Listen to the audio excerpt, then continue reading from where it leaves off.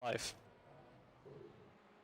Hello and welcome to the Anti-Stall Racing Touring Car Series Round 8. Today we are at Virginia International Raceway, one of the free tracks in iRacing, a complicated one, especially if you're new to it. And with me I have Kevin Stem. Hey, good evening. Thank you for having me here. Very excited to be here once again on this very, very tricky Virginia International Raceway. We're running the North configuration, so not the entire track.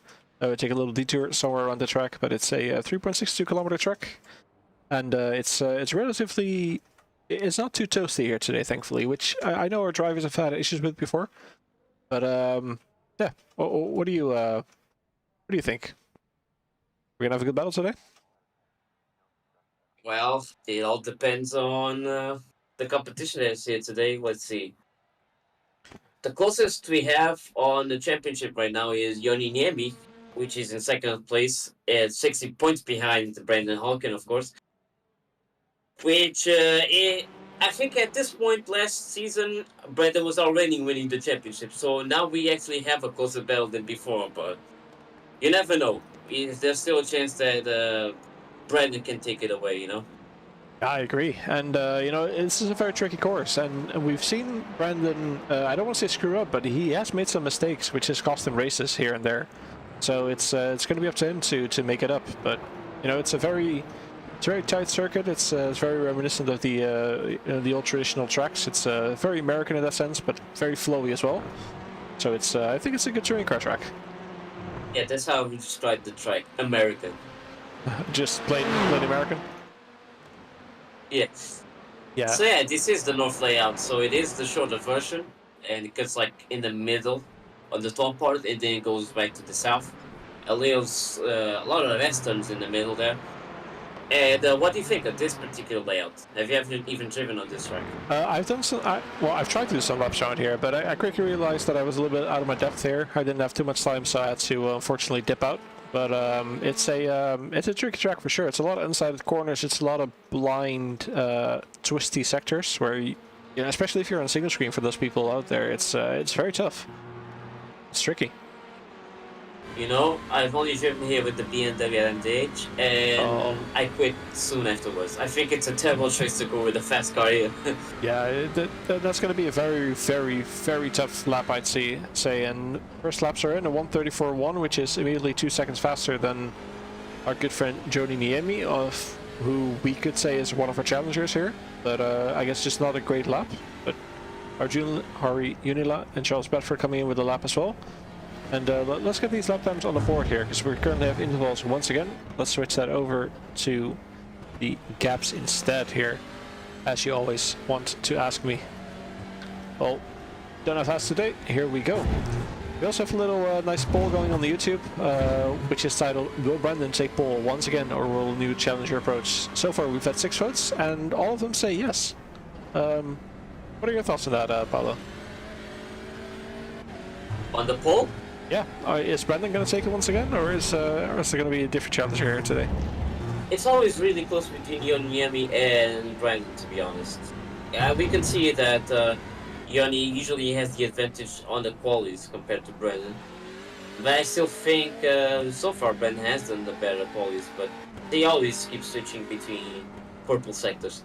So who knows, maybe on this track it could be Yoni's turn. True. I mean, if you look around now, Brandon is doing his best, and he had 3 purple sectors, and 2 of them at least have been taken by Yoni. So a new personal best lap by Brandon, I believe. Almost there. And that is a 1:29, so definitely improving. But now Yoni is coming in, and he improves the time, a 1:29.762, a whole 10.5 faster than Brandon. So definitely doing well, but as we've seen before, these tires just keep warming up and warming up, so no, nothing can be said yet.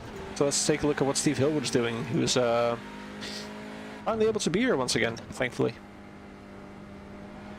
Had a couple misses, unfortunately, due to some, I believe last week he had a graphics card issue, so thankfully he's had that fixed. He's here once again. Always great to see when people are able to come back again. Let's pop up a trap back as well, and I see Brendan Hawkin on currently 2 purple sectors. See what he can do. Not too many people today, it seems, though. It's only 10 drivers, I think. Yeah, unfortunately only 10, but I mean, with a car like this, you don't need like the biggest field, as long as it's good battles. And looking at the time so far, I believe there's definitely a battle at the top here. Brandon is about to smash that out of the ground. Yoni is also improving 2 personal bests and a purple sector in there. So definitely something to cough at. Let's see what Brandon can do. And yeah, I just remembered as well. We didn't announce it. But after the race, before the interviews, we will announce the upcoming seasons for the next season. I mean, the series for the next season. So stay tuned for that. Yeah, definitely make sure you stay tuned, because we have some exciting news coming up for you guys. We also did see Brandon improving his lap time at 29.0, so improving it by 7/10 once again, and Joni immediately firing back with a 29.2 as well. So a very close battle here, only a 10.5 separating them, and it's going either way. Yeah, exciting. they are both way higher than the rest of the field. That's for sure. They are on the league of their own in qualifying. Definitely. I mean, we've seen some challenges from people, but unfortunately, I think one of our other people who's often challenging here, which is the Spanish person. I can't think of his name real quick, but I'm sure you can help me on that one. Oh, I know you're talking about Yan, isn't it? Yes, correct. You are absolutely correct. Ibrahim Yan, I think it was his name. Yeah, and he was one of the drivers that was really good. He was leading the championship after the first round, of course. But now we don't even have a Honda today driving. Unfortunately, we just have a couple of what do you call them? A couple of Hyundais and two Audis. So not the greatest spread of field, but still, it's they're doing the best. And of course, I mean, you're gonna look at the car, which is the best overall for the entire season, and Well, Brandon's already on the 128. He's the first one to get to that time. yeah, I mean, he is improving his laps, lap after lap. I don't think EME had the best lap there, but it's yeah, Andrew McEwen, the new driver, only his second or third week in here. He's only 8 tenths off the pace, and you know that is 8 tenths. That is very easy to shave off a little bit here and a little bit there. So I have a couple of looks what's happening around. We see currently watching Charles Bradford, who is in 4th place. He is on his outlap. He had a little pit stop, so that might affect his times a little bit. Brandon is currently improving. His gap is going better. He has a perfect first sector, but not a personal best for the second sector. Leon Jenkins, meanwhile, are, you know, so-called fan favorite. 2 personal bests. A little bit slower in sector 3, but can he improve his time? A 28, a 29, a 30. I believe it's going to be a 32.7, so a little bit still off the pace there, but improving his time, getting better and better every lap he's going around, which is what you're aiming for around here. You know, something I've also noticed that some of these drivers have been really dedicated, not missing a single round. Like, for example, Brandon and Yoni. They've been here, and thank you for them. Like, if it wasn't for our drivers here and even our viewers here, we wouldn't be here. So we appreciate everyone for coming here. Yeah, we absolutely love everyone who's here, who's been here the entire time, and who hopefully will be here as well for the future, whatever series will come up next. And you know, make sure you keep an eye on that after this event. So for the announcement, we get a message, evening stewards from Ink It Up. So good evening for the stewards. Good evening from the stewards as well, from Aiden. Always great to see. Nice little interaction going on between stewarding booth and the people around. Don't try to influence them too much. I'm sure they're going to be very busy this race. Well, let's hope they're not very busy this race, but you never know. So I wasn't able to make it here last week. Could you talk me through what happened a bit last week here, Paolo? Who rose above and beyond, and who came up short? You know, I already forgot. No big crazy scare accidents, or which track were we on? Oh, it was Donington Park, wasn't it? It was on Alton Park, wasn't it? Yes. No, Donington. No, Donington. Yes, Donington. Yes, Donny. Yeah, it wasn't as chaotic. There was some incidents, of course.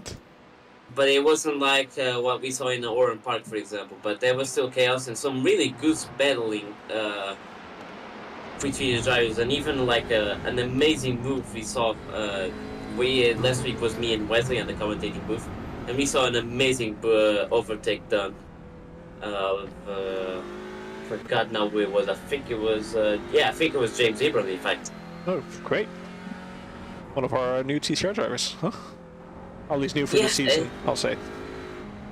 He was really planning it. He wasn't even planning on doing it. He was just sending it, and it worked so well. Yeah, I mean, sometimes you go into a corner, you have a little look, and it shows up different than you expected. But you know, who you'd say no if you have a chance, if you have the option. So I'm just checking about start finish. We have car number 18, which is our good friend Steve Thompson, going over start finish now. How about you take us for a lap on board on this track, since you have a bit more experience here than I do? not this loud, but I'll try. Let's see what I can do. All right, so we go into turn one, a big braking zone, Yeah, the the hairpin. hardest on this track, to be honest. And it goes wider at the exit. Super wide here, still more to the right, Keeps and then going and a going. quick, yeah, and then a quick short left, and then hard braking zone here for another square left. You can use a bit of the exit curves there, since there's a bit of runoff, and then another deep left braking zone here, and fast quickly to the right, and he keeps going to the right. It just corner after corner on the same direction. Now left, and now right, and you left, and you just cut it really close. You don't even need to brake. You just go through a straight line. Now, since it's an off course, we stop here. I mean, brake here. Of course, you don't want to stop in the middle of the track, please. Go on right on the right side there. You don't see it because it's blind, but you need to learn the track beforehand. Now the right, the left. This one is a big deal. A deeper left. Now right goes down. You cut here a bit on the right side to the left, and now braking zone here. You don't even see where the exit of the corner is. And then you go left, and there goes another left. Yes, and finally the right corner here. It goes up wider and wider here onto the straight line. So as you can see, a lot of these corners connect to each other, so it's mostly double apex corners, which is tricky to perform a really good time. It really is like how do you say it? A driver's kind of track, you know? It really requires that skill of nailing it every single time on the racing line. You cannot do another mistake, otherwise you lose a lot of time. Because one mistake on one corner, it influences on the next corner as well.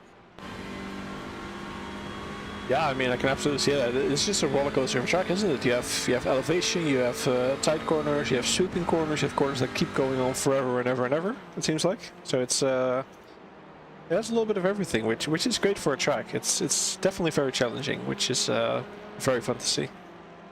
So this the poll, it's 100% out of 6 votes to Brendan get a pole position. Yep. So it's definitely Brendan currently overtaking Leon for the fan favorite, or at least the pole position favorite. But we do see James Ibram. He is currently in P7. He is improving on so far on 2 of his sectors. Now going into the third one, driving for Effect Simulations. Team we're also going to be seeing soon in the 24 hours of majors on Le Mans as well. What are we going to see? Sorry. I believe we're also going to be see James in Effect Simulations in the Majors 24, which is the Oh, so 24 you hours of noticed Le that Mans. team then? Yes. Oh, okay. See some very familiar faces around. It's always great, Yeah. great to see. James improving his uptime. I, for example, usually see Brandon's team, I think it was called SRP, usually driving the LMDHs, yeah, SRC, sorry. And even other series, they are like a really top team as well. Did they participate on the majors as well? Did you see it? I did not see it so far. I can always throw a check in a bit, but I don't believe I've seen him yet. So we see a couple of drivers already returning to pit lane. Charles Bradford and Steve Tomset realizing they probably don't have enough time to finish a lap anymore, so just returning to the pit lane, calling it safe. Car number 88, our good friend Hari Unila, making his way around the last couple of corners onto the last straight, heading towards start finish. Can he improve his time? And I Disappeared. Okay. distracted for a bit, but did he improve his time? At 29.480, so he did improve his time. P3 now. No, he was already wait. free. No, that was 100 slower, unfortunately for him. Yeah. The Finnish drivers are always P2 and P3, always behind Brandon. Yeah, just on Brandon's ass, aren't they there? So unfortunately we don't have any of the Audis up in the top, which would be fun seeing as they usually affect the starts a bit, since the Audi has such a great takeoff. But we'll have to do. James Eber improving his time as well, and dethroning Steve from his P6 position, taking over with a 130.058. Only 10 seconds left in the qualifying. We only have a couple drivers who are still on their way towards start-finish. Unfortunately, my track map has seemed to stop working, so let's see if we can reload that real quick. It may be reloaded. It might also be broken. We'll find out in a second. We are just in between sessions. Yeah, there we go. it's fine. Here we go with the grid. Paolo, how about you take us through the grid for today, for the first race? All right, so as the community voted 100% for Brandon getting pole, they were right. Brandon is pole. Johnny Niemi is in P2, Harry Unila P3, familiar top 3 from the last race as well. Charles Bradford in P4, Andrew McEwen in P5, James Ebering in P6, Steve Halewood now back for the championship here, P7, Leon Jenkins in P8, awesome stuff here, P9 from Matteo Lemire, and Steve Thompson with a P10. It's actually not that far away from times compared to we've seen on other tracks, even for a complicated track. So I'm interested to see what can happen during this race, especially race 1. There are less drivers here, so it means that the top 10 will, well, everyone involved will get reversed on the next race. No one's going to be set from behind. Well, is everyone grid? Yeah, they are already grading. Sorry, Yep. I was just waiting for the camera change. You can see the drivers heading up on the grid. We're just waiting for the top 4 drivers of Brandon, Joni, Harry, and Charles to also get onto the grid. They still got about 10 to 15 seconds to do so. So yeah, it's going to be an interesting start. We've seen Joni and Harry putting pressure on Brandon before. Usually it was with Isaac Jane as well in there in the mix, but let's see what the drivers can do. It's going to be an exciting start for sure. I'm just waiting for the last couple drivers to get onto the grid. I believe all the drivers should get on the grid right now. And we are getting ready for the start. And I believe we have lights start to go on. 3 lights, 4 lights, 5 lights are on. And lights off, and away we go onto the grid. And that's a good start from Brandon, but an even better start for Joni. And is he able to get a good run through the straight? Going to be very close. Harry had a really good start, already going 3 wide on start finish. Brandon not getting the best run, but he has the inside. Into turn 1 we go. We have a battle for second position between Joni and Harry, but Joni is on the outside, and Harry is looking to keep or to gain that position, and he has kept it. That's P2 for Harry. In the back we have Charles Bradford dropping 3 positions so far already.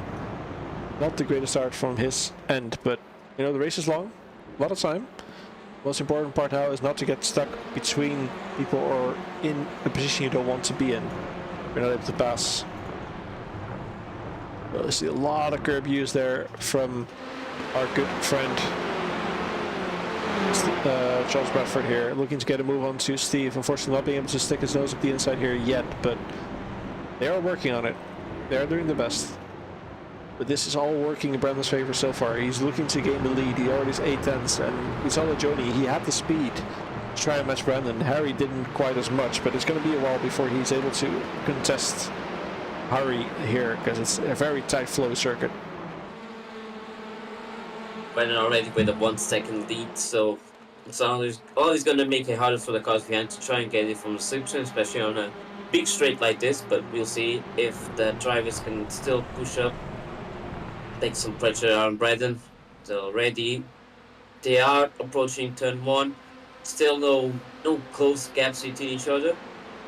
And the position that Matteo gained from Leon's already stepped down, went behind him. There must have been a little mistake from Matteo somewhere. Maybe slow down or something of the sorts that he had to fortunately give back.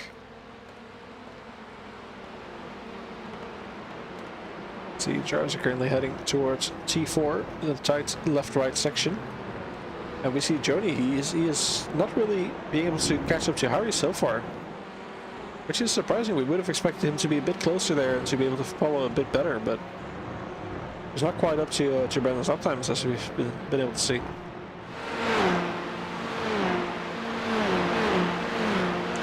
Yeah, if Joni needs to get a bit closer to the championship, he needs to get ahead of Harry. Otherwise, it's going to make it harder for the last 2 rounds afterwards.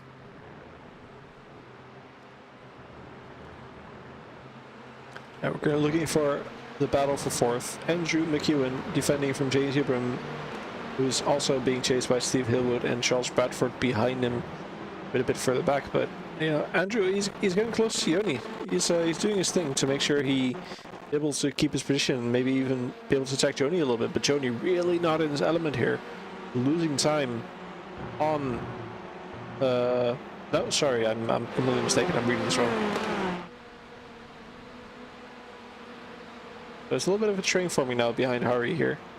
Harry falling 1.6 seconds behind Brandon, and kind of making a train here for Joni, Andrew, and James, and Steve behind him. Steve having a really good run.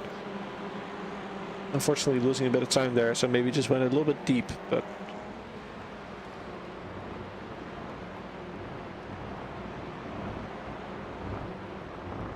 It's yeah, gaps are forming a tiny bit. Joni still on the back of Harry here, looking to make something work, but it's such a tight, twisty circuit. You really need a good run.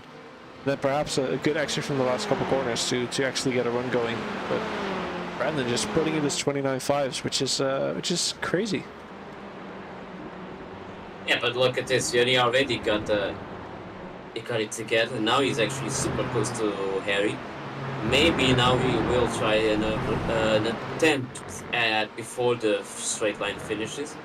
Who knows? It would be the best opportunity because on such a squiggly track, it's hard to actually make it side by side on any corner. So you have to do it on the first corner. Yeah. And of course, if you defend on the inside, it's going to make it hard to be on the outside to do an overtake. Since it's a long right corner. Yeah, true. And you know, this is going to be better for Harry here. I mean, he is looking to catch up to Leon and Matteo in the standings, and possibly even Steve. He is currently only 50-ish points behind Steve, which, if he gets a couple good results, he is able to catch in there. And you can see Joni's times 3.5 tenths faster than Harry. He is really looking to get a move on and to get past him, but it's such a hard track to overtake here. So many tight, windy, twisty corners. It's fun to drive around, but for racing it might be a different story. That is James already going wide, out, which is affecting him, and that's him off track. That's him going to be losing positions. Let's hope he rejoins safely. It seems like he does. Thankfully, taking a tough option. That's him losing 2 positions. 2 positions that he unfortunately gained. But Steve profiting from that now, P5. even with so much runoff there, I think he took a little bit too much there. Yeah, but it's fine. At least he made it safely to the track, so he can still keep going and maybe catch the 2 cars ahead of him. Yeah, I think he is still faster than them anyway. Thankfully, he lives to fight another day, and he is working on getting a move onto Charles Bradford soon. Currently still following Harry and Joni. Still so close together here. Trying to get something 3 done. seconds. Brandon's already 3 seconds ahead in like lap 4, I think we're gonna start there. His pace is insane on races. Yeah, you can see in terms of sectors, like Brandon is just a little bit faster in every single sector. Yeah. Actually, in sector 4, yeah, sector 3 he wasn't even that fast. I think he made like a mistake on the last corners. Interesting. But look, they're still Harry and Yuri in 0.2 of a second between each other, 3 tenths. It's gonna make it harder, but it's gonna have to happen on the straight. I don't think you can actually make an overtake and last. Of course, Harry makes a mistake here on the corner. But it's such a complicated track to drive on, and to be this close to the driver. Oh, but he's really trying. He's really nosed the bumper. And yeah, he seems to go on the inside, defending on the outside, avoiding the racing line. We're trying to go for a little switchback here. It might be harder because, well, the way that you do the next corner is super quickly, so it doesn't work. Well, we see Matteo is still in the position that he started, even though he overtook briefly Leon from the start. But now he is trying to catch that P8. Yeah, he's really trying his best to defend there from Steve, because he is under pressure, but James Ebram also trying to get his position back onto Charles Bradford. He's really looking to make it work, but he's not able to get it that far. But let's take a look here onto the straight. Joni Niemi trying to chase down Harry. He's getting closer and closer, but his straight just isn't quite long enough, it seems like. Maybe, maybe he can get a move here. We see Harry defending the inside, Joni going around the outside. Can he get something done? Can he get a switch back into and out of the hairpin? No, he just barely can't. Just Harry smartly defending the inside, making sure. Oh, but here on the inside, he may put his car in between. Next corner is a left-hander, so that's in the favor of Joni, and that is a move done and dusted. Would you look at that? That's how you do it, gentlemen. I think Harry just left a little bit too much space there, which unfortunately caused Joni to say like, hey, thank you very much, I'm going to take the inside there for the corner, and that is my position now. And that is a page out of the book that anyone can take there. Anyone should take. I was also noticing that at the end of the grid that there was a change of position between Steve and Mattel. And also, this is the first time I think Steve is even in good place, because usually he's either gone by lap 3 or 4, not even close pace to the cars ahead of him, but now he's actually seems to be practiced enough to be in competition, maybe to even pass Leon. Yeah, I believe that may have been a mistake from Matteo's side as well, so let's see if we can check back on that real quick.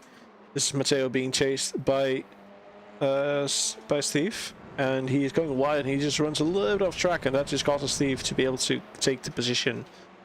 Wham, bam, thank you, ma'am. That's a position It's that... happened a lot in practice, I've noticed. Also, during practice, Matteo went off a lot of times on that corner. Yeah, but Since now, he doesn't have it right yet.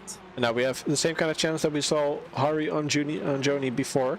James is looking for the move, he goes for the outside, he almost misses his braking point, just a little bit too tight, and he goes wide again. And I'm wondering if that was a little bit of movement, or if that was just a very unfortunate moment there. Let's see. It looked like See if Charles James point braked a happened bit here. early. It looked like he braked a bit early, yeah, but at the same time... Looks like James got a bit off guard there. Yeah.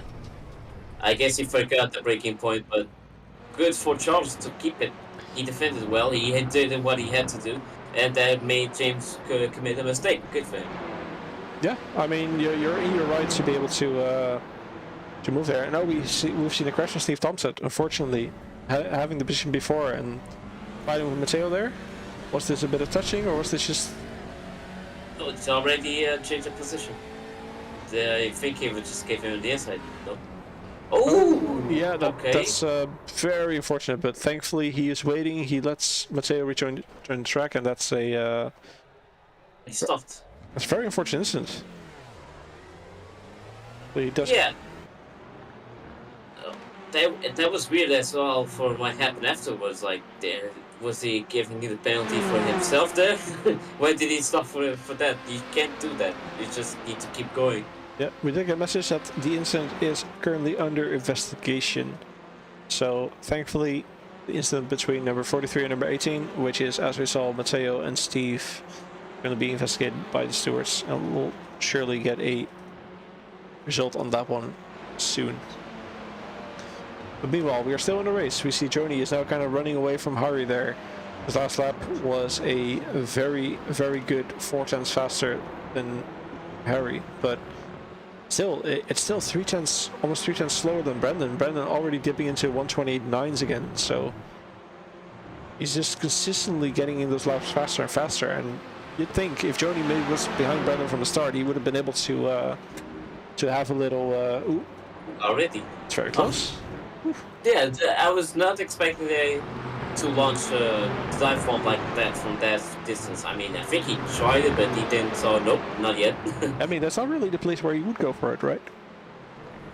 Depends if you at least were close enough, but if they were close enough, then Andrew would at least, well, he would at least defend the inside, but I think Andrew didn't think that he would do the move such as that, so he didn't defend it. Yeah.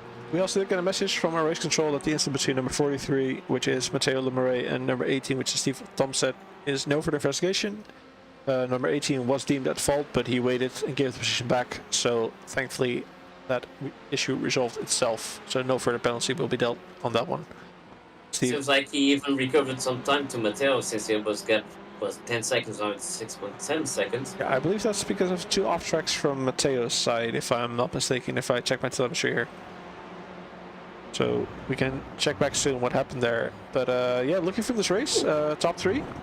If you look at it, still the same positions. That doesn't tell the complete story.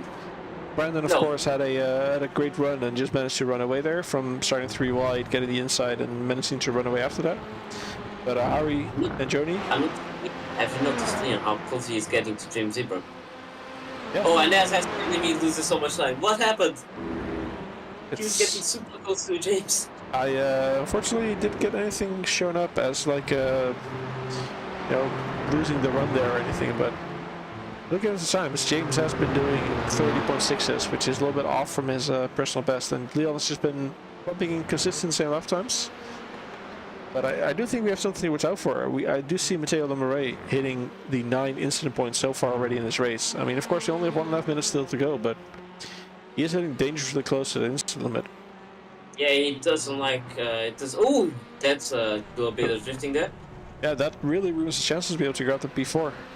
Thankfully, he still has enough of a gap towards Charles that he can afford to make a mistake like that, but that's very unfortunate. Let's look back at this one. What happened? Did he just misjudge his braking point, or was it a little bit of car getting... It's lost of control from the front. Yeah. At least, front wheel drive, just push it hard, get back on the track. Get on the throttle, steer a bit in, and it will pull us out straight. So, thankfully that resolves itself, but very unfortunate for Charles. But now he's under attack by Charles. Charles is getting there. Unfortunately for Steve, you should say. Yeah, unfortunately for Steve. Not unfortunately for Charles, of course. Charles is going to be happy seeing that white and green bumper in his front mirror, front window, front mirror. That doesn't work like that. It's a little bit more work to get it into his front mirror.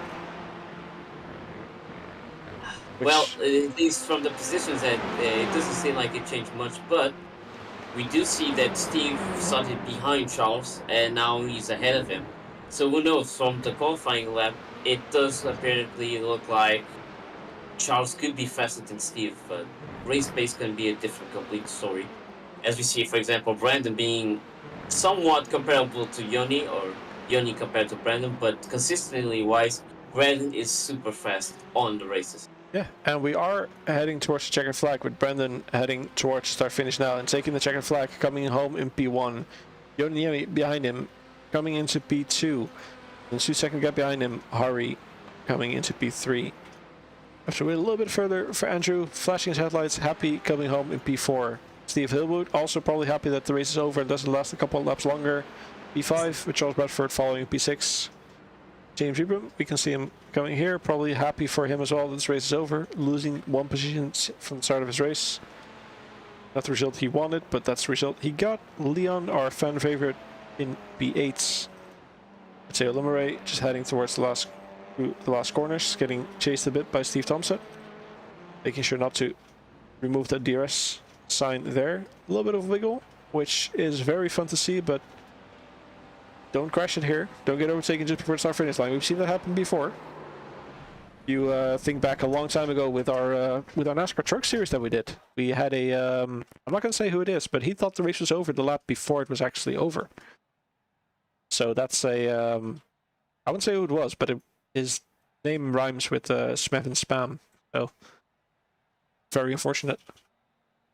But yeah, and that should be the result from race 1. Ready, and if that actually shows up on my end, does it? Heat 1. There we go. As a winner, Brandon Hawkin, followed by Joni Niemi, followed by Hari Junila, Andrew McEwen, Steve Hillwood, Charles Bradford, James Ibram, Leon Jenkins, Matteo Lemaray, and Steve Thompson.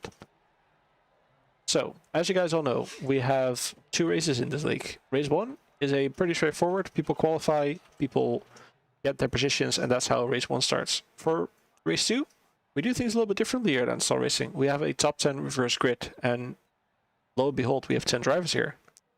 Which means the grid for race 2 is now available and will be shown in a couple of seconds. But first, everyone who's around here today, make sure you tune in after the race has ended, race 2 has ended, because we will be announcing our 2023 Season 2 schedule for iRacing.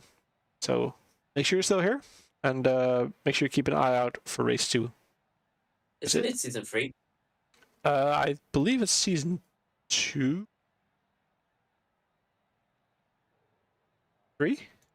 2? It is 3. 3? 3. Yeah. 2023 Season 3. Yes, you are absolutely correct. And I am I'm very smart. Yeah.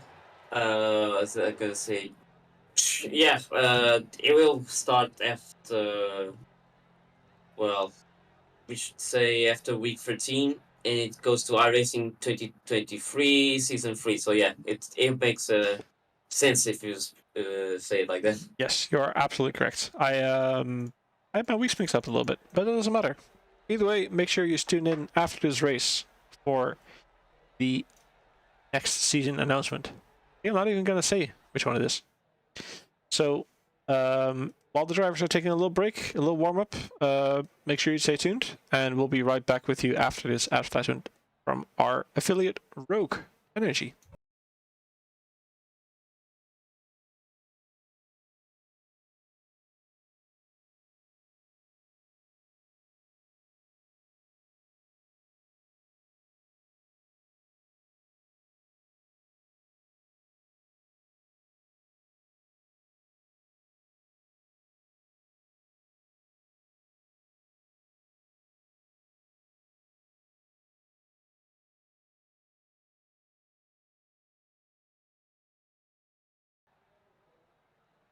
And welcome back.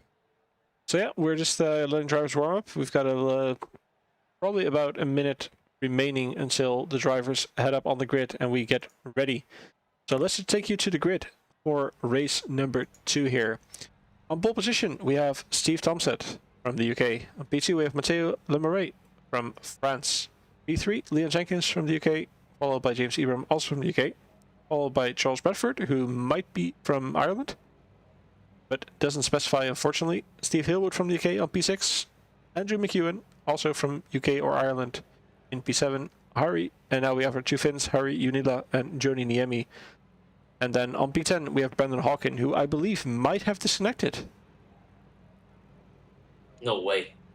Yeah, we just received word that he may have disconnected, so that might throw a wrench in the plans here. Oh, he did, yeah. Connection dropped. Oh, that's unfortunate. He still has 10 seconds to join, but he can't do it in time. Yeah, that's going to be a bit scary, but you know, the worst part is unless he does at least 80% of the race, he will get 0 points here. It's a huge loss for him. And we have a great start from Leon and from Matteo there. Good start from the Audis, and as we are towards turn 1, we have already Matteo in the lead, being followed by Leon and Steve Thompson just falling further back down. And here we go into turn 1. Thankfully, no drama yet, but Matteo loses braking point, and Leon is now in P1. The fan favorite in P1, guys. James Ebram following him closely. It's a very... It's so often a race too. It's so funny. It's always great to see. It's seeing new drivers here at the front, and that's the driver going very wide, and I believe it's Charles Bradford. It is. And that's a move from hero to zero there. But meanwhile, Leon is trying to defend his best from James Ebram. James Ebram has a good run. He has his car up the inside, and that is a position and a move done. James Ebram into T1, and that's Leon going sideways. Oh no! He got it together, but rush up, and I think he destroyed his car there. Yeah, he did destroy his left side of the car. He did hit the tires. Well, maybe he's going to pit, but who knows? We'll be able to check in a second once we get a little bit further, but right now let's follow the action as we have a great battle going on for P3s. Steve Hillwood now in P2 with Matteo and Andrew and Joni all following very closely. Joni already gaining 4 positions from his start. Same with Steve. Absolutely amazing starts, and that's why these race 2 are so excited. Anything can happen and anything can go, and I believe we saw Jinx in the chat from Andy. We saw Leon fan club rise up just as Leon went off, so those stewards, don't jinx it here. The person that really needs to win this now is Yoni, though. He still needs to gain some 3 positions ahead of him. Yeah, but I mean, this is also great for Steve and for Harry as well. Both of them need these points. First lap is in at 140.4 by James. So it's a good start, and it's a very, very harsh braking point. And ooh, that might have been a little tap.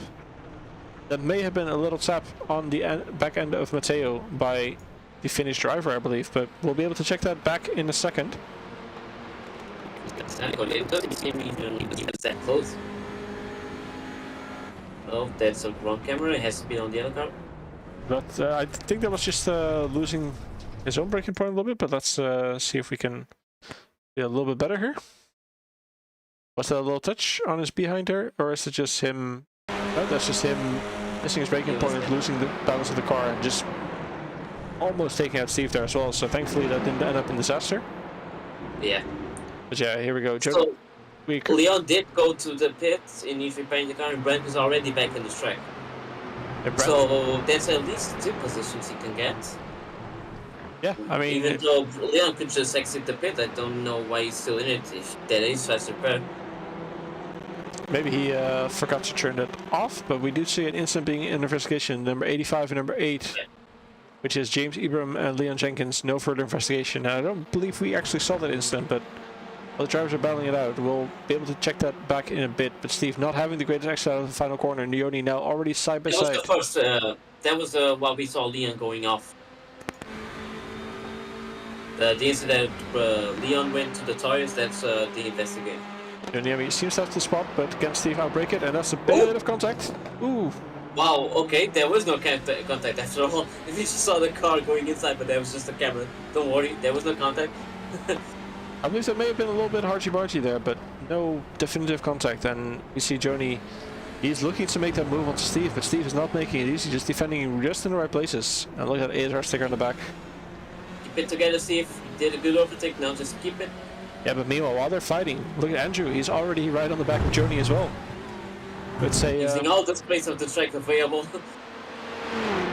And already I think he's going to try it. Did he going to try it? No, he backs out. Yeah. And it even causes a mistake by Andrew there. Yeah, but meanwhile, look in the distance, we see James Ibram, he's just driving away. He's incredibly happy. He's like, okay guys, keep fighting, keep doing what you're doing. I'm just gonna cruise. I'm just gonna look for my first victory in this league. Well, in the touring car series at least, not in the league. Because I believe he might have one under his belt already. That would be amazing because for someone that's not even used to touring cars, just joined the races at ASR, he's doing it really well. He's just keeping it well together. Yeah, I mean, even though he is losing now time, so we did see a little slidey there on the last corner, and they are pushing it really quickly now. Yeah. It's gonna be tough for James to keep it on the lead, but we'll see. Yeah, I mean, James is mainly a GT and prototype driver, so jumping the touring cars, it's probably very far out of his comfort zone. But I mean, props to him. He's been able to adapt really great, and right now even leading a race. It's great to see. Absolutely lovely. Brandon already approaching Steve to gain another position so that he doesn't lose all the points from this connection. Yep, Brandon working on that. Let's keep an eye on this battle, and let's switch to Brandon when we have to. But so far, there's still a couple drivers very close, looking to gain position. Joni on the back of Steve. He's working that Harry, meanwhile on the back of Andrew as well. Really looking to get that done, but people are defending very well. They're just putting the car in the right place when they need to. See Brandon being able to take the inside here. I'm not sure if that was a position given or a position taken, but regardless, that is position done. That is Brandon up to P9. Now he has 48 seconds to catch Leon ahead of him. Can he even do it? I mean, that's a tough ask. He was leading from, I think it was, from Leon on the previous race, so maybe he can even do it. But after all, at least he can keep it, and he will finish enough of the race to still gain some points, making it even harder for Yoni to pass him on the championship. Yeah, and I mean, so far we've seen 3 drivers unfortunately going sort of from hero to zero. Steve, of course, starting on the pole position now in P10 with the incident there. Very unfortunate, but also Matteo. He had such a great start. He was up in P2, P1 for a while, but unfortunately missed his braking point. Almost got Steve and just went straight. And it looked like he struggled all the race, to be honest, even on the previous one. Yeah, I mean, also same for Leon. He had such a great run. He had such a great battle there to get the first position, but unfortunately just not being able to do what he needs to keep that position. But so this battle is getting close. They've all caught up to James Ibram now. James Ibram is under pressure, guys. He is getting chased down by 3 cars. Any mistake he makes, he's instantly going to get swallowed by potentially even 4 cars behind him. Yeah, the gap is super close now. It's basically slipstream enough to pass it on turn 1 kind of gap.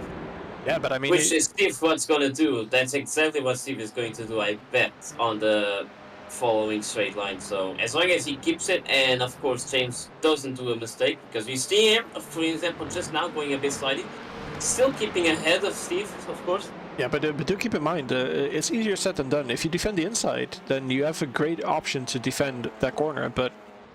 on these cars, no, because they are front-wheel drive, so it's always better to keep it on the inside. Yes, I mean, if James is able to defend on the inside, that's great for him. But he does have to remember, if you're on the inside, the car behind you can go on the outside, and he will have the left-hander, he will have the inside for the next corner. Let's see if Steve can already do it. He's getting closer. Is he going, staying on the outside? No, he's going on the outside too. And James keeps it Yeah, on but the now the inside. switchback is a But little bit of contact, and thankfully cars are not going sideways. There's still James in the lead, but now for the next corner, he needs to get over to the right side, but he doesn't want to, because that allows Steve to go on the inside. But this really compromises his corners and his entries. And you can see it's so very close, and drivers are battling. Joni is also looking to get the move done on Steve. We see what a great drivers these guys are. They're really looking to make it work, but it's such a hard track to overtake on.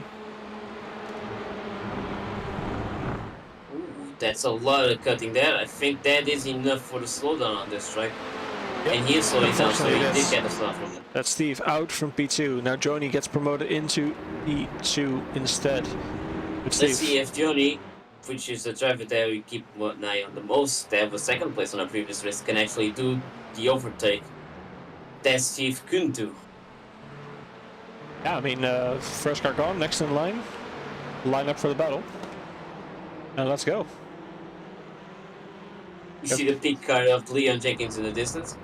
Maybe in 2 laps, I think they're going to start lapping him.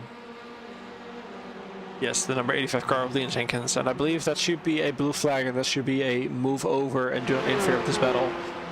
But here we go. Which we haven't seen during this series. This season, we haven't actually been seeing the cars being overtaken by blue flags. Usually, they all stay on the same lead lap. Unless, of course, there's damage, but yeah. It will be interesting to see if Leon can still keep it ahead and not disrupt the other drivers that are battling with each other. With top speed, all these drivers are using a relatively same setup, it seems like, all with a top speed of 141 miles per hour. Except for JG Broden, just a little bit short of that 141, but that's a margin of error. That's also probably slipstream for him. And the other driver behind him getting a bit of slipstream, he's not able to. Brendan on his own race there, just getting the fastest lap and just removing a point from the others.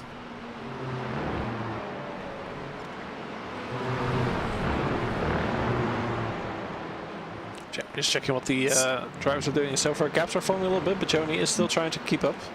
There's a bit of a gap. I noticed that Steve, even after the slowdown, now he's 3.5 seconds behind. For someone that actually could have gotten the race win, now he's way behind. Yeah, I believe Steve might have also had another moment there, but I can't see it here. He's just not having the greatest time currently. Oh! James James is is on off. track. Yes. And that is the position gain for Joni. And where does Steve fall back into? Seems like into James, back into P3, seems like? Yes. He's currently still battling with Andrew. Oh, geez, that is a very tough move by our Finnish driver, Harri Junla. There was a lot of late moves I saw, but it was hard to know which one was in the right, but at least everyone's still keeping it, even though James is doing some unusual lines. That's a very... Oh, look, and Is he trying it? He's so hungry to get back, and that's back into P2. Still side by side. Going 2A into this corner. 2 doesn't go into 1 into the sector, but they're still trying. They're really trying to make it work. And now there might be 3 cars heading up to the next right-hander into the hairpin, but that's a good point from McEwen. He's able to keep it there. Joni, meanwhile, very happy with this happening behind him because he's able to already drive back 3 seconds in this first couple sectors. But you can see how hungry James is. He had that lead. He's so angry probably at himself that he made that mistake there. Yeah, he has the pace. He has some good pace compared to the drivers he's currently battling. And I mean, look at the racecraft. It's beautiful. Yeah, at least everyone's still keeping it on the road. We have seen some barging doors very often, but at least everyone still keep going, which is good. That's what we want to see. Yeah, exactly. I mean, these are great battles. And it's great that it's happening for B2, but it doesn't matter where it happens. If we see these battles, I mean, your little race heart just gets happy, doesn't it? Well, we saw it for basically for P1 as well. This is currently for P2, but it was also for P1. Now, let's see, Harri Junla. Oh, that's a very deep braking for James. Barely is able to make it, and Prairie is able to get his car parked in that corner. But now, we've seen it before. James on the inside, Harri on the outside. This compromises James's line. Can Harri squeeze his car up in the inside? He tries to, a little bit of contact. But I believe that is all fun and games. Oh, and that's a very big Oh, contact. that's pretty cool. Yeah, And that this was car a goes big straight. Ooh. Both cars are still alive. Both cars are still there. Bit of a gap Yeah. now, but that's probably something that's going to get looked at by the stewards. And now we only have 2 minutes remaining. This race went by so very fast. Yeah, it actually went compared to the previous. Oh, he's still going. He's still trying. He doesn't want to give it up. No, both drivers really getting their elbows out there for the final podium position. Neither driver This wants to is concede this. extremely aggressive. This is extremely aggressive from both drivers. And we see the instant between 8 and 88, no further action. Keep on going, keep battling. I guess, yeah, it keeps going. It doesn't end. Yeah, and I believe we are about to go into our final lap as soon as they pass the next couple corners. But this is going to be a long straight, and neither driver wants to concede this. Both drivers want the best exit. But be on the outside, you might get the... Ooh, that's a big slide, and that is probably going to affect Harry quite a bit there. I did notice that between James and the other drivers that we've seen, they are actually... James, for example, is using some different lines. I could expect it from being a different car. You know, it is a shorter wheelbase. It might be differently on the corners compared to the launchers, but it was interesting to see that he still made it on the corners, even in unconventional ways. Yeah, he's really trying his best there to make sure he gets things done for that.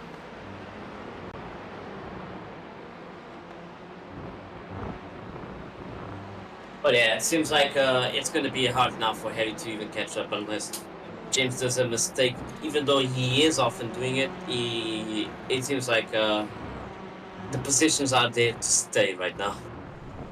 Yeah, I don't see things changing that much there, but it's hopefully we'll be able to see some interesting things happening. It's a good putting for James still. Like, he defended really well for having the lead for so long to now this position. Yeah, I mean, he tried everything he could, and he absolutely, thankfully for him, came out on top there. It's a very tight battle there.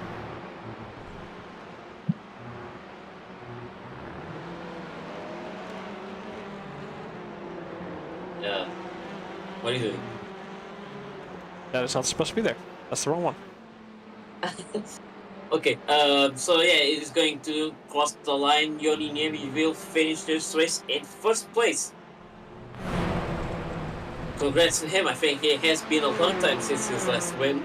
Some unfortunate events before, but he crossed the line. Andrew McEwen in P2, James Zimmer in P3, Harry Unel in P4 close by. Steve Hayward, after all that he tried to get to finish in first place, now finished in P5. Charles Bradford behind in P6. And the long distance behind is still Mateo, crossing a couple of corners beforehand. I think Leon finished the race already because he was close by the other. Yeah. Brandon is also trying to finish this race, and he does in P9, still finishes on the points. And We have Mateo Steve going here. Mateo just passing start finish now. A P7 for him, and Steve is currently heading towards the last few corners and is running around and getting there as well.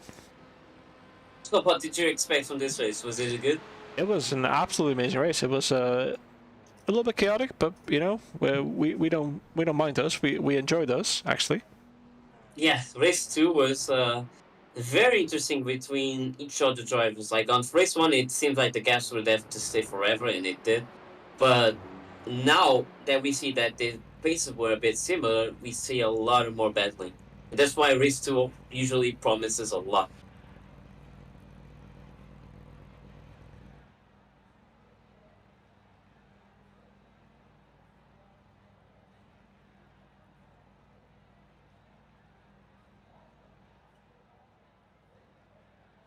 All right, as we go, before we go for the announcement, I would just like to point out, yes, we only have 2 more rounds. I could actually even tell you the tracks that we are going next.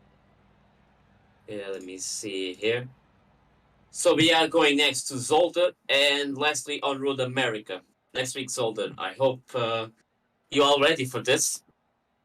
But yeah, it's been a really good season so far. But we promise that we even gonna get even better next season. And I would like to also add, yeah, okay. I would also like to add that even though there weren't that many drivers on this race, for example. Usually there are more. I still think that there's always some really good racing, and it's not always about being finishing in first. It's also the battles that you see to get there. And we saw some really good battles from Yoni, for example, to get to P1, which he started in P9. So amazing effort for him. Andrew McEwen, which is also came out on this season like 2 rounds before, has been doing really good so far, getting podiums in almost every race. And even James Zebra, for someone that didn't drive the touring cars before, he managed to get in P3 after really good battles. And we also have here Brandon. I think we could just go for a quick interview with Brandon before we announce the series. Hello, Brandon. Hello. Good evening. Good evening. So yeah. So, unfortunate that you disconnected there. Yeah, that was that was some well, I mean, good and bad timing. At least I was able to finish the first race, and then I don't know. Last few months, my internet's kind of been a little bit iffy. But fortunately, until now, I haven't had it disconnect during a race. But this was the first one. So I'm just happy to get the points from the first race. It like disconnected right as I like passed turn 1, I think, on the cooldown lap. So yeah, I got lucky there. But I tried loading back in once the internet came back, and the iRacing UI wouldn't load. So I restarted the service, still wouldn't load. Restarted my computer, and it still wouldn't load. So I had to use the website, and that brought me back in. So. Man, a little bit disappointed about that because second race would have been a lot of fun, I think. But from what it looked like, it looked like it was some really good stuff there. So, unlucky, but and a bit of a dip in points there. But what can you do? Hopefully it doesn't happen again. But just unlucky, I guess. Unfortunate for you, you did finish at least 80% of the race, so you will get still points from this race alone. If you disconnect and couldn't enter, you will like lose like 40 points, and it would be a massive advantage for Yoni, who's trying to get as close as possible to you on the championship, which isn't that far away. But for right now, you have before the points on Virginia, you have about 57 points elite, and then it's Steve Haywood that's 150 points behind you. So, do you think on Zolta and Road America you can nail it for the championship win? Oh, hopefully, yeah. We'll see what we can do. If everything goes well, I think I can do it. But just got to make sure no unnecessary crashes or like hopefully the internet doesn't die again and stuff like that. Just gotta keep it clean and hopefully I can get some good points there in the next 2 rounds. But things like it's always a tight race with Yoni and we're just we'll just try and at least finish like on podium hopefully, and hopefully that'll be enough. Yeah, even though you had an eventful first race, it did look like it during at least qualifying that the gaps is usually much closer than they really are. But you two, at least in qualifying, are a step ahead of everyone else. So good job for your race 1 win and good recovery from race 2. Even though unfortunate for you, you disconnected there on the start. And we'll see. Oh yeah, are you excited to see which races series you're gonna have next season? Oh, definitely. Yeah. I saw.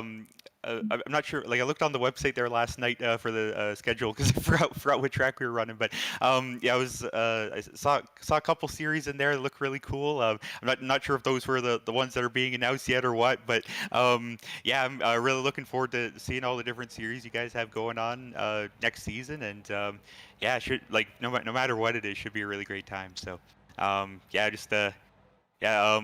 let you guys do the honors if that was if it was a different looking forward to seeing what kind of race and everything puts on. So We can also give a quick interview to Steve. I'm wondering after what happened on race 2. Hello, Steve. Hey, buddy, how are you? I'm good, thank you. So, it looked like you almost had at least a race lead on race 2, but after that bundle there, you even got what was it? It was like a slowdown penalty, and then you got behind the other drivers, and you couldn't really catch the others. What was going on there? Well, firstly, I've worked out Brandon's IP address, so I can hack into his PC and shut him down, which is a cool advantage. No, I'm really joking. But no, it's always sad to see that because Brandon's awesome in the race, and when he starts from 9th, you actually get to race him for a change, which is really cool. Yeah. But no, it was a bit of iRacing physics, to be honest. I was challenging James up there for first place, and I took the inside. He closed me a bit sharp. We just bumped. It didn't even get a 4x. It was just a 0x.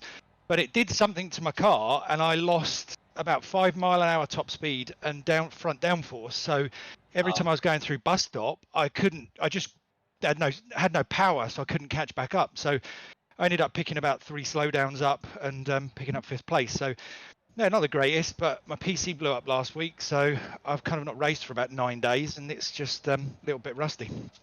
Yeah, it's unfortunate that happened on the previous race. At least, finally from you entered every single race this series, except for the last one because of those PC difficulties. So it's good to have you back. And but you're still P3 on the championship, if I recall correctly. Yeah, still P3. I just need to finish the next couple. Strong finish. I'm literally moved house on Saturday, so I'm going to get no practice before next week either. So I just need to kind of keep it steady. No stupid mistakes like today. That should have realistically. I was a little bit quicker than James. Johnny was quicker than me, but I could hold Johnny off because it's hard to pass here, and I really should have picked up a good first place, even if it was second. But that's racing. It just you win some, you lose some. So. Lesson learned, and next week let's try and focus it. But that was some cool racing today. It was some nice door banging, respectful racing. It was really good out there. Well, yeah, and next week we're going to do it on the Zolder. So Yes. we'll see how it goes with touring cars. I've seen it with some different cars. I even tried it with the Max. So it didn't go so well, but that's more of the issue of the car and not the track itself. It is a good, fun track to do, though. Yeah, the officials were there this week. Not this week, sorry, 2 weeks ago. They were at Zolder, so that is fun. You got the 2 chicanes in there that really mix it up. There's a couple of good overtaking spots in T1 and 4. So yeah, I think Zolder should be quite eventful. We're running into the last couple of races now, so yeah, it's time to sharpen the pencil and get my elbows out a little bit. All right. Thank you, guys. And we will now go to our upcoming series the next season. Kevin? Cool. Yes. Sorry, I thought you were going to do it. So I was a bit flabbergasted here. But that's I was to ask you if you're ready. Oh, yes, I am very ready. I've been ready. All right. I'm born ready. All right, so the first series we're going to announce is Touring Car Series, of course, is back on Season 4. Yay. Yes. It's been a very popular, but there will be some changes, especially the prize pool, and also now every series is going to be 8 races with a break in the middle instead of being 10 weeks all straight. I think it's going to be best for everyone, both the casters and for the drivers. They have a break and not have to be every single week. They might have something to do in meanwhile, It's best for everyone. Hope everyone appreciates it. And also a really banging schedule. Yeah, I'm just trying to get the schedule up here on my end. So as Paulo said, we're gonna have 8 weeks of amazing racing. Starting off at Olsen Park, going off to Interlagos, a track we haven't been before, so that should be interesting and very exciting. Same with Ripple Ring, we haven't been there before either. Week after, we have a repeat of what we're going to be experiencing next week with Circuit Zolder. Then a little bit break week. Get the drivers a little rest to make sure they are well prepared for what we have the week after, as we're going to the Slipstream Fest, which is going to be Circuit Gilles Villeneuve, the Montreal track that we all know and love from Formula 1, so that should be a good one. After that, we're going over to America, very close next door to Charlotte Motor Speedway on the Roval, so that should provide a challenge for all the drivers here. Week after, another popular F1 track, which is going to be a very, very exciting to see these touring cars driving around there on Suzuka. Finishing it off on Summit Point Raceway, some more familiar territory maybe for these cars. But yeah, very diverse, very exciting of tracks. So hopefully this should be good. I'm assuming it will be good. I hope it will be good. It will be good. But Yes, and the other series is gonna be sports car series. yes, and So sports car series is for one that people are familiar with IMSA. It's gonna be a multi-class, but now instead of 1 hour, it's gonna be 45 minutes, and it's gonna feature the brand new LMP3 when it comes out, and the GT4 class. So basically, it's the new IMSA series that actually exists in real life. It's gonna be IMSA VP sports car, and it still has to do one pit stop. yes, you're absolutely correct. So as Paolo said, 45-minute races, 2 split classes, 25 drivers in each, with a big field of 50 cars in total. And of course, once again, a amazing schedule. I mean, I can't say it for ourselves, but I've been told it's pretty good. But it's we'll be starting off at our very, very famous Imola circuit, Autodromo Internazionale Enzo Edino Ferrari. Fortunately, of course, we couldn't see it last week in F1, but thankfully we have the sim to do amazing races there. Week afterwards, we're going to Donington Park racing circuits, followed by a repeat of what we're going to be seeing next week in Touring Car Circuit Solder. It's going to be interesting to see the multi-class cars going around there.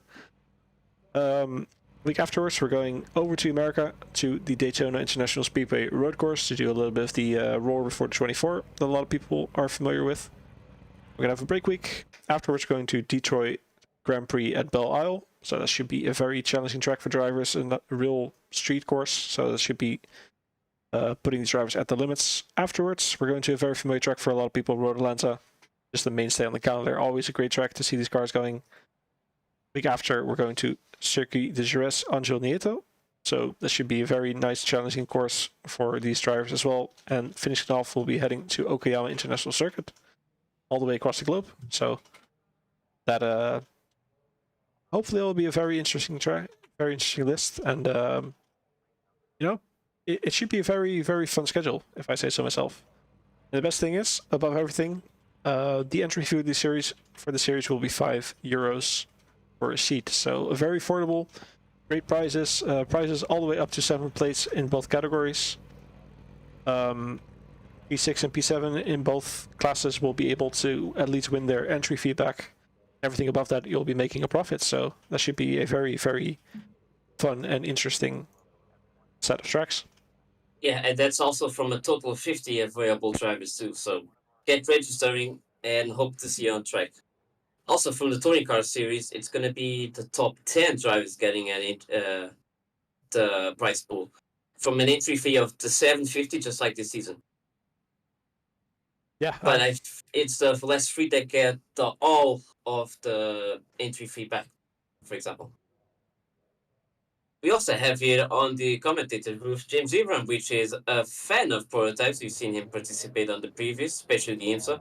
James, how about this season? Are you looking into sports car, the touring car? I'll prototypes if and when the LMP comes out, LMP3 comes out. I'm down.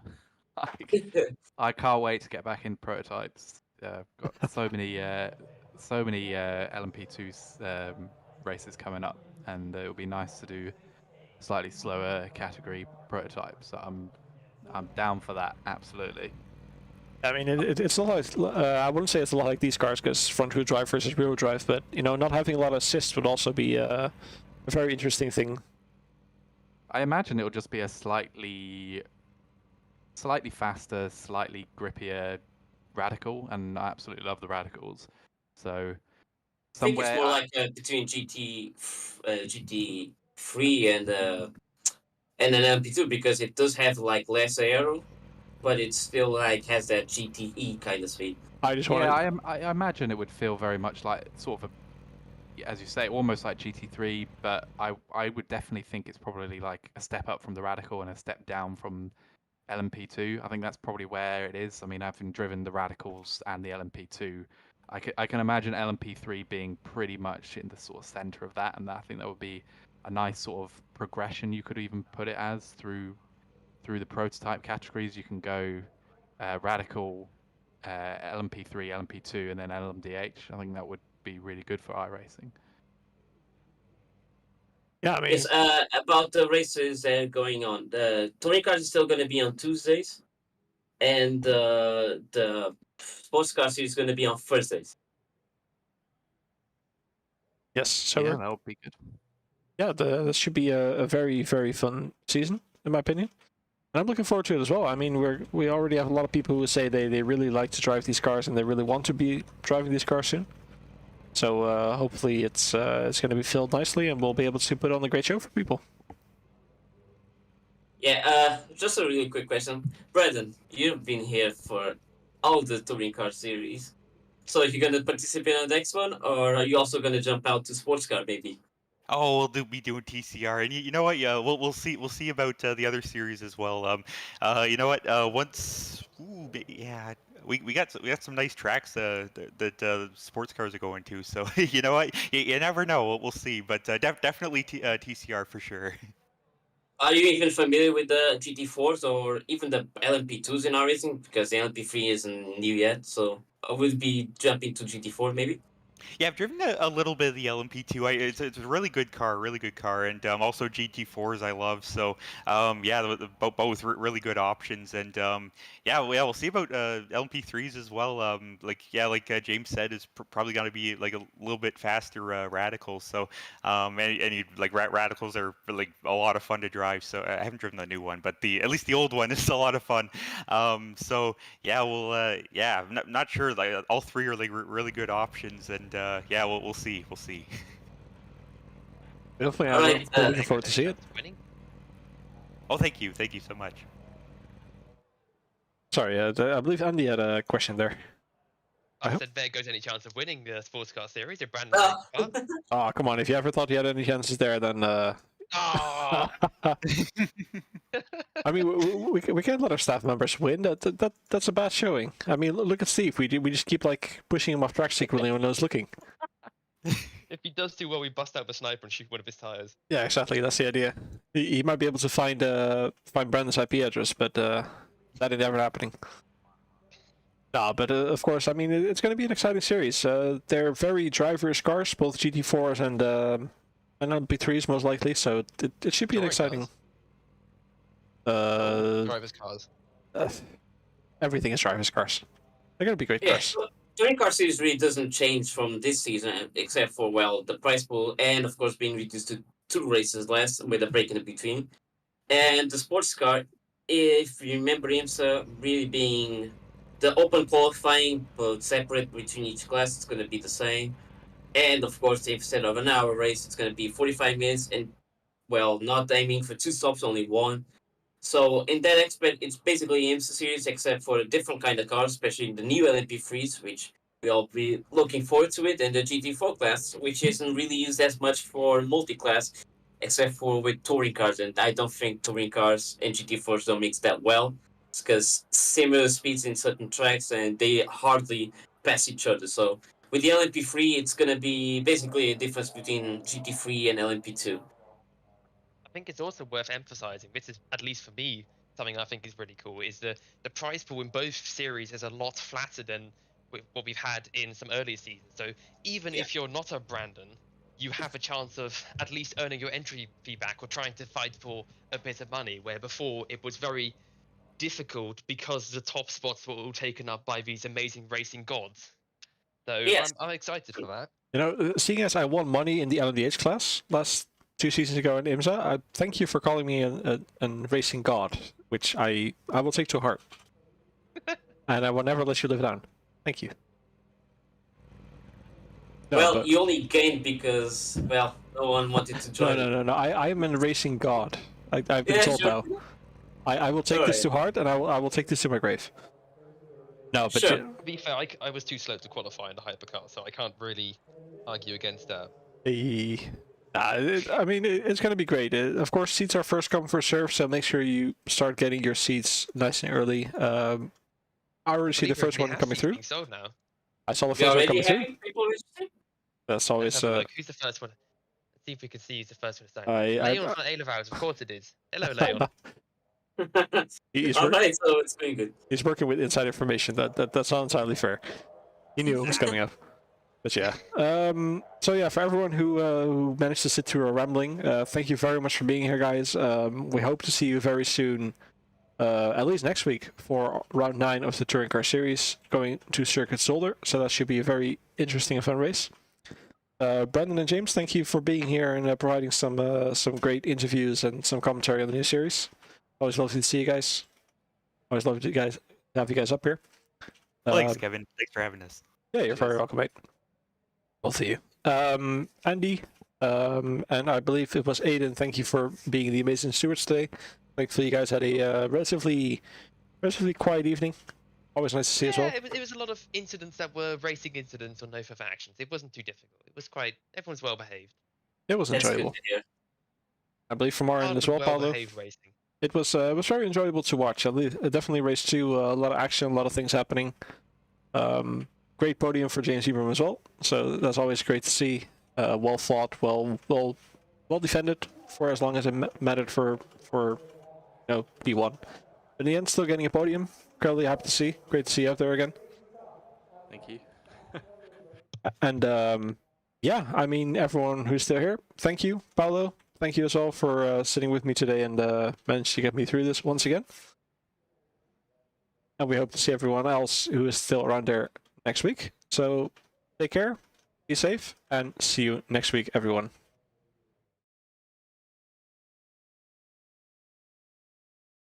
I don't have the words to tell